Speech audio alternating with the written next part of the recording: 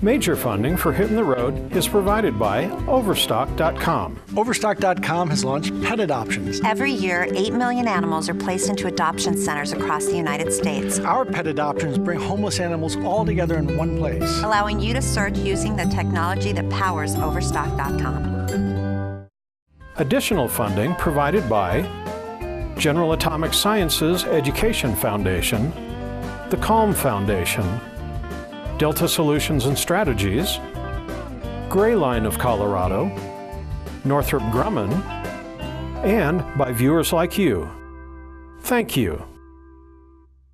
What object is an amalgam of 5 simple machines and is used by hundreds of millions of people worldwide every day? I'll give you a hint. It uses the lever, the axle, the pulley, the wheel, and the screw. I'm Donna Vesey, your adventurista. Stick around, because on this episode of Hitting the Road, we're spinning the tail of one of the most popular devices ever conceived.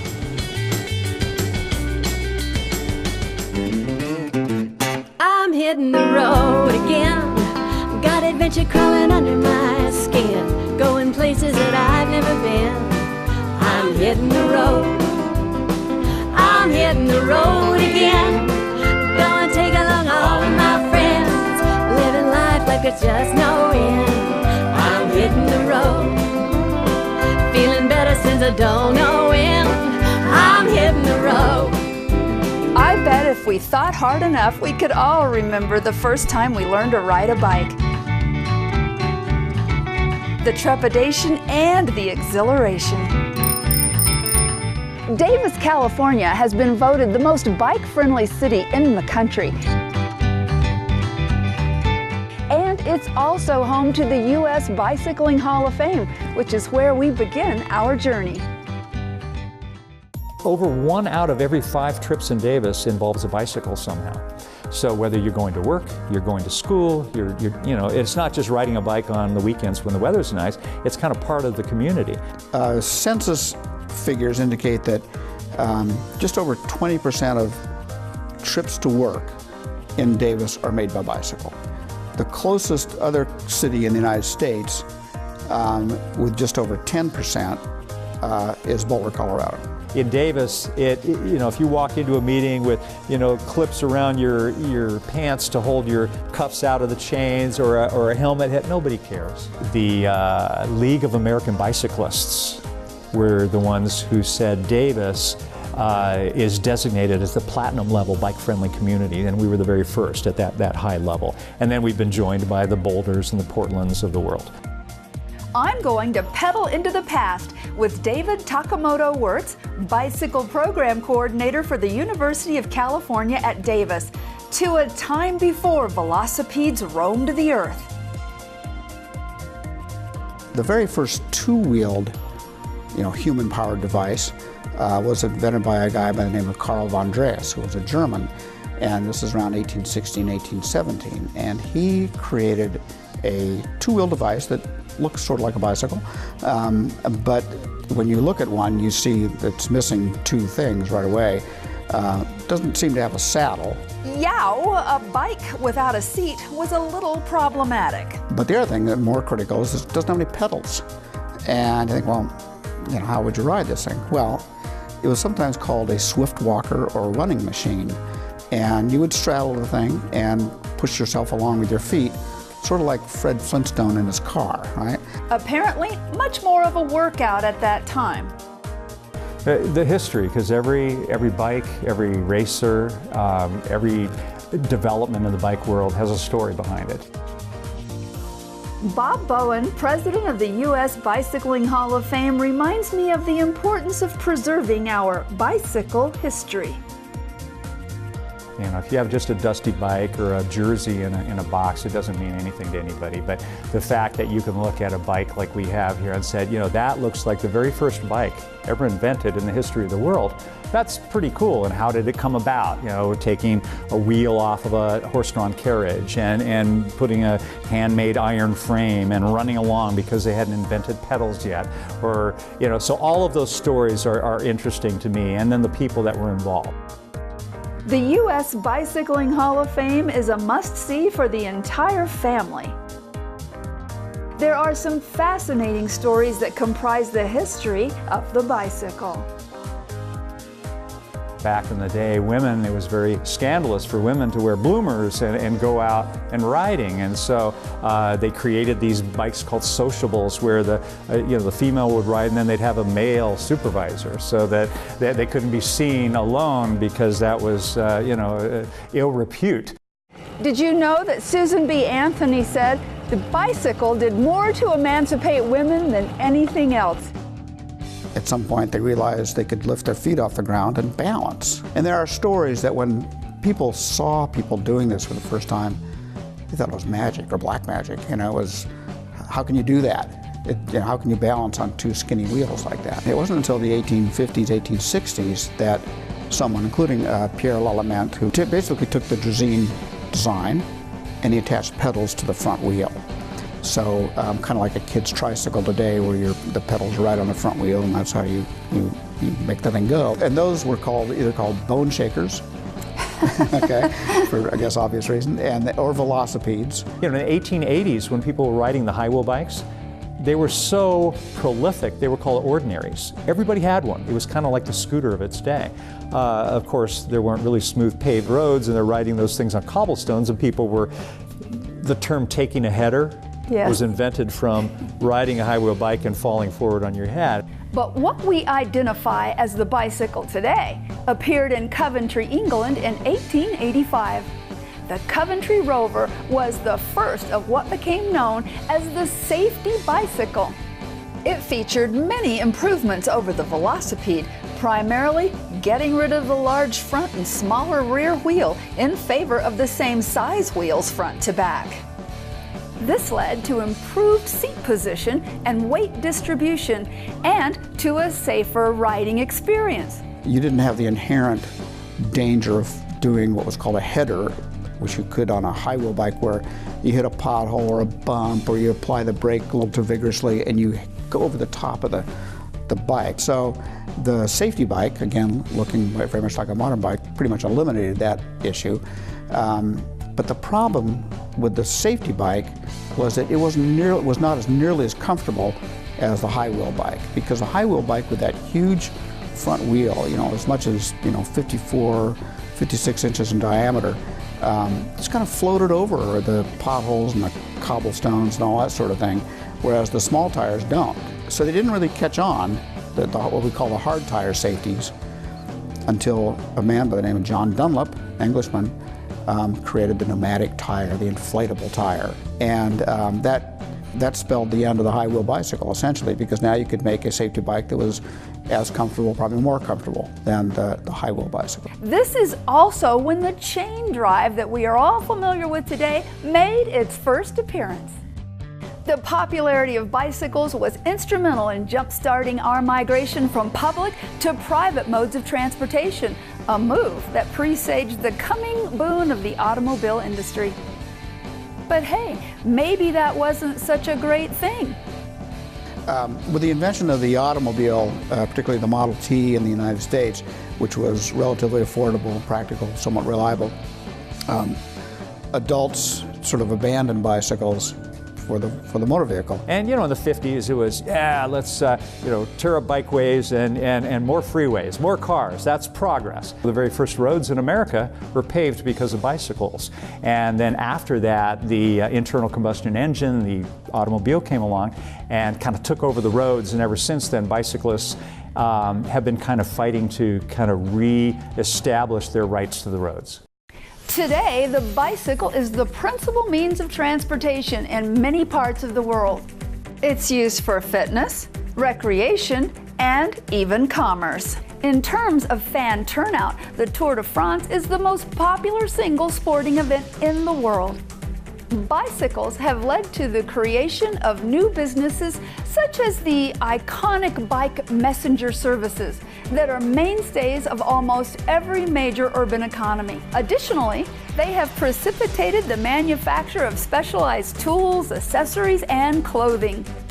There have been many innovations, but the basic bicycle design has changed very little since that first chain-driven model appeared in 1885.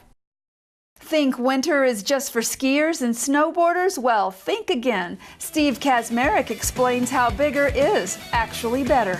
I think the best way to explain a fat bike is it is a mountain bike, but you've got to make everything bigger. You've got to accommodate the room for the tires, so everything gets wider and taller. How big are the tires? Tires can go up to 5 inches, and there are some more that are coming out this year that I hear are almost 6 inches. In the summer around here, we have a lot of that loose gravel scree, and you don't even worry about it. You just go right over it and ride like you normally would on pavement. Rumor has it in Alaska, they were taking bikes and they were mounting rims together and stretching tires and doing all different things with tubes to figure out a snow bike. That was really, I think, the genesis of the idea, so that they could get from point A to point B on snowmobile trails. And that's, I think, the origin probably 30, 40 years ago. The inspiration to get into this business was really, I had met a student when I was teaching at Colorado College, and he had a competitive fat bike, or what is now a competitive fat bike, and he let me ride it. And I loved it. It was so cool. It was just more stable. I went over loose gravel and mud and sand like it wasn't even there, and I'm thinking, I'm not going to fall anymore. This is great. And it just kind of took off from there. We've recently started working with people that struggle with balance, as well as people that have lost a leg, that struggle with trying to ride upright on a bike. So we're working with the Special Olympics, and we also recently partnered with a gentleman that lost a leg to cancer that had been in a recumbent bike for the last 10 or 12 years. And he got on one of our bikes and said, I want to ride upright again. And he actually just rode one of our bikes in the St. Patrick's Day parade. And so the balance is really, it's a big deal. Racing has taken really 2 different approaches. There are the hardcore racers, and they're generally a USA cycling event. The Nationals was just held in Ogden, Utah. It was either 2 or 3 laps around roughly a 6-mile course, a lot of uphill and a lot of downhill, but in beautiful terrain. It was at the top of Powder Mountain, just outside of Ogden. I think the best thing about a fat bike is I can take my kids and my wife year-round and ride on almost any trail. I can take a harder route if I want to do that, and my kids, as they progress, they're a little younger, but as they get better and better, they start doing more and more adventurous things. And for the most part, nobody falls. And for me, that's the important thing. Everybody goes out, has a great time, nobody gets hurt, and we laugh the whole way. I love winter biking. I think my favorite place to go is the Gold Run Nordic Center up in Breckenridge. The guys up there are just super. They have a lot of trails. My kids like it. And it's just kind of a relaxed way to take the family out and have some fun. Some of the key innovation in recent years include electronic shifting, disc brakes, front and rear suspensions, tubeless tires, accessories built right into the frame, and the use of even lighter and more exotic materials in construction like carbon fiber and titanium. Eventually, steel became the material of choice for almost all bicycles, and then it wasn't until really the end of the 60s where people started to experiment with, say, aluminum frames, and much later into the 70s were the first carbon fiber frames. Titanium came in the 1970s. Exotic materials, you would not see those on a bike you'd buy at the local department store. But now, I mean, virtually all racing bikes are carbon fiber construction, and the prices have come down. You can buy a carbon fiber road bike for under $1,000. But those materials they reduce the weight of bicycles significantly. I mean, you talk about a bone shaker that probably weighed 70 or 80 pounds versus, a modern bike racing the Tour de France can weigh as little as 14 pounds. So the material revolution, I could say, is very important because people are always looking to shave weight on their bicycles. Looking towards the future of bicycles, we made a stop in La Selva Beach, California, home of Calfee Design. The Africa Project was born when Calfee Design founder Craig Calfee was roaming around Central Africa on vacation. There he noticed three things: high unemployment, a need for reliable bicycles, and a lot of bamboo. The Africa Project is about taking the opportunity to teach people in villages on simple tools, simple instruction to build bikes so that they can sell those bikes or use them as tools to transport bamboo. So what is this? This is a Calfee DIY kit. It's a make-your-own bamboo kit. What you'll see here is simple tools, PVC, bamboo, metal dropouts, and it's a design for you to construct your own bicycle. So I, myself, could build my own bicycle? Yes, you can take the simple tools, the simple videos that we've constructed, and just the plans that we sent to you, allowing you to build your own bicycle within about a 30-hour work time. So the Africa Project is a very much a kit like this. Craig designed, brought it to Africa to help them build bikes, learn how to build bikes so that they can sell those bikes as a way to make money. And so using the pieces like bamboo that's grown everywhere.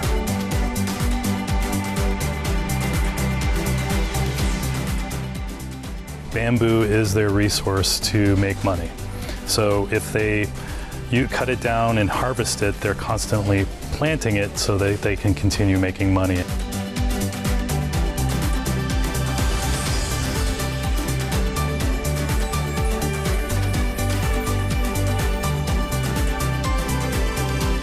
Because they use it as a transportation, it's just an easy access for us to bring that project to Africa.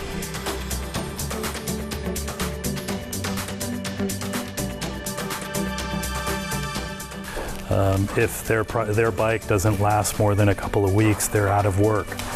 They can't transport their resources to where they need to go. That's a big component for why this is important, because bamboo is not only just sustainable, it's very durable.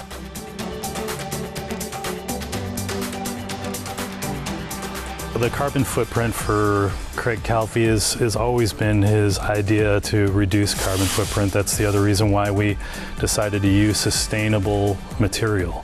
It can grow anywhere, and it's very simple to use and make beautiful bikes.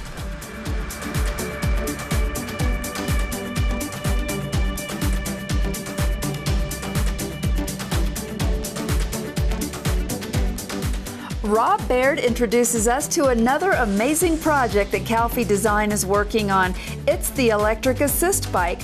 This could be considered the pickup truck of bicycles. So this is an electric bike? It's an electric assist bicycle. Electric assist. So how does that work, electric assist? It has a throttle so that if you decide not to pedal, you can push just the throttle. Okay. The pedal assist function will continue for a maximum of 28 miles an hour. And how many miles will this bicycle go on a single charge? On a single charge, there's different power assist levels. Okay. At the lowest level, the least amount of power that they're assisting, it'll travel 80 miles. If you put it in the funnest mode where it's full power being delivered, you can go about 25 miles before the battery depletes. How long does it take to charge the battery? It takes about 5 or 6 hours. Okay. Our place in this bicycling world is to try to expand the idea of what a bicycle means right now. So the future of bicycles for us is we have your city bike made out of bamboo to our high-performance Calfee Design carbon bicycle. And lighter bikes mean faster transportation. Lighter bikes means faster transportation, easy access to going across town without jumping in your car.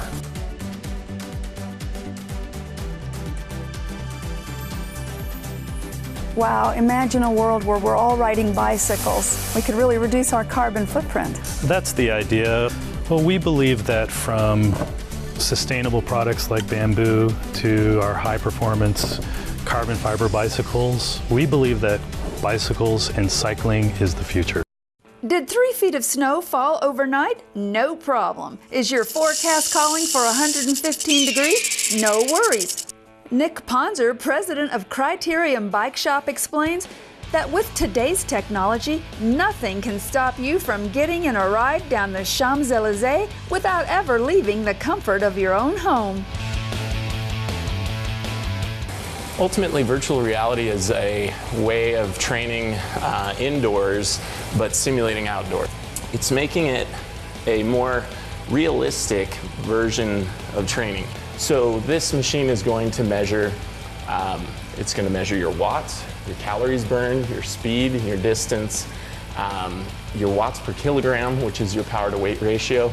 It's going to give you all those metrics, and it also will give you average speed, average power. It will enable you to draft off of other people and race other people if you want to connect them together. Some of the virtual trainers you can actually connect via the internet, so you don't have to be sitting next to them. You can be riding against them, and they're in a completely different country. And so you can use all those metrics to work on specific facets of your training. When a person is riding outdoors at 20 miles an hour, 85% of what the resistance they're encountering is wind resistant. Simply put, if you double your speed, you quadruple your wind resistance.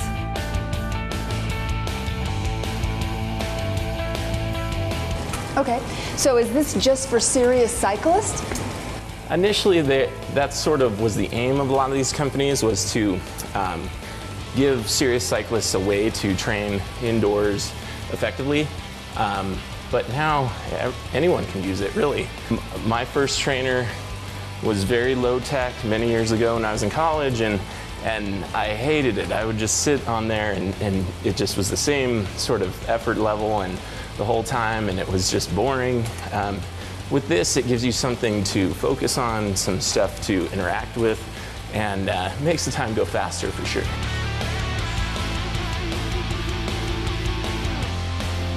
So effectively, using some of these internet-connected virtual reality trainers, you could ride at 3 in the morning with someone who's in England and race against them, draft off each other.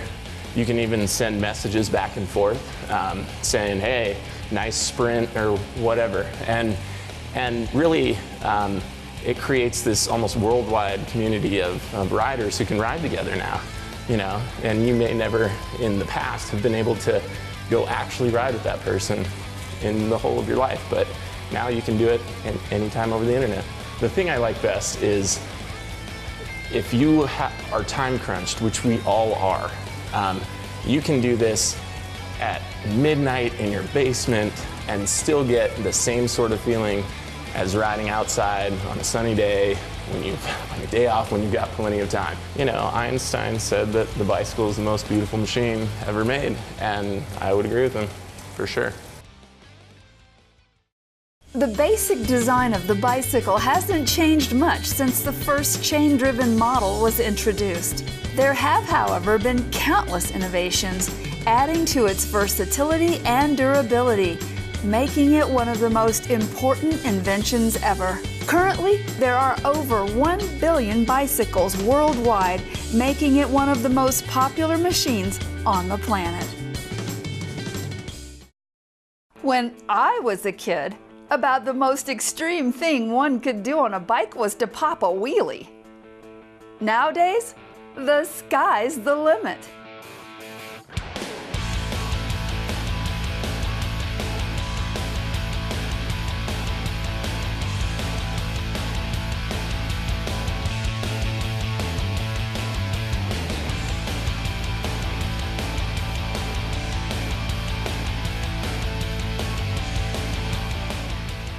From defying gravity to riding like the wind, what used to be impossible is now fairly commonplace.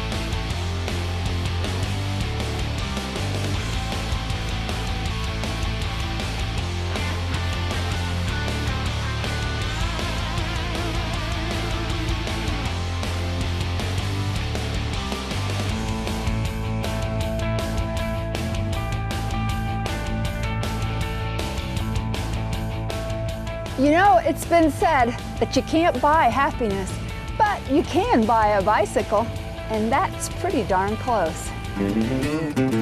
I'm hitting the road again. Got adventure crawling under my skin. Going places that I've never been. I'm hitting the road. I'm hitting the road again. Gonna take along all of my friends. Living life like there's just no end. I'm hitting the road. Feeling better since I don't know when. I'm hitting the road. Major funding for Hitting the Road is provided by Overstock.com. Overstock.com has launched pet adoptions. Every year, 8 million animals are placed into adoption centers across the United States, Our pet adoptions bring homeless animals all together in one place. allowing you to search using the technology that powers Overstock.com. Additional funding provided by General Atomic Sciences Education Foundation, the Calm Foundation, Delta Solutions and Strategies, Gray Line of Colorado, Northrop Grumman, and by viewers like you. Thank you.